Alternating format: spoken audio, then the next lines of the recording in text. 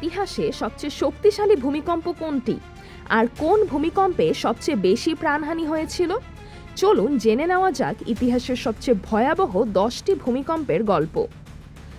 মার্কিন ভূতাত্ত্বিক জরিপ সংস্থা USGS এর তথ্য অনুযায়ী ইতিহাসের সবচেয়ে শক্তিশালী ভূমিকম্প আঘাত হানে 1960 সালে চিলিতে, রিক্টার স্কেলে যার মাত্রা ছিল 9.5।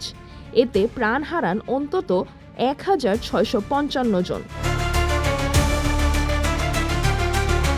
দ্বিতীয় স্থানে রয়েছে 1964 সালের আলাস্কা ভূমিকম্প। 9.2 মাত্রার এই কম্পনে নিহত হন 130 জন।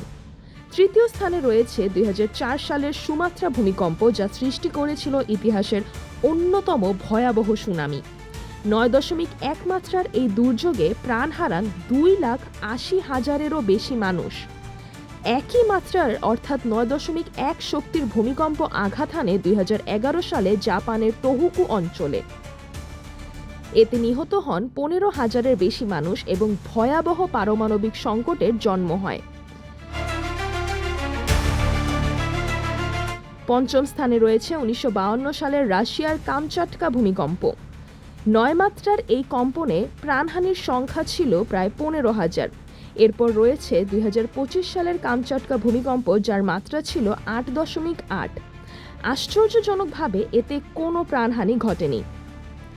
তালিকার সপ্তম, অষ্টম ও নবম অবস্থানে রয়েছে 2010 সালের চিলি, 1906 সালের ইকুয়েডর এবং 1965 সালের আলাস্কার ভূমিকম্প। এসব ভূমিকম্পের মাত্রা ছিল 8.7 থেকে 8.8-এর মধ্যে। আর দশম স্থানে রয়েছে 1950 সালের অরুণাচল প্রদেশের ভয়াবহ ভূমিকম্প। 8.6 মাত্রার এই দুর্যোগে প্রাণ হারান প্রায় 780 জন। মজার বিষয় হলো, সবচেয়ে শক্তিশালী ভূমিকম্পে সবসময় সবচেয়ে বেশি প্রাণঘাতী হয়নি, কারণ প্রাণহানি নির্ভর করে জনসংখ্যা, অবকাঠামো, সুনামি এবং উদ্ধার ব্যবস্থার ওপরও। তাই ভূমিকম্পের মাত্রা যত বড়ই হোক, প্রস্তুতিই পারে হাজারো প্রাণ বাঁচাতে। সিজরাতুল আভা, দৈনিক আওয়ার বাংলাদেশ।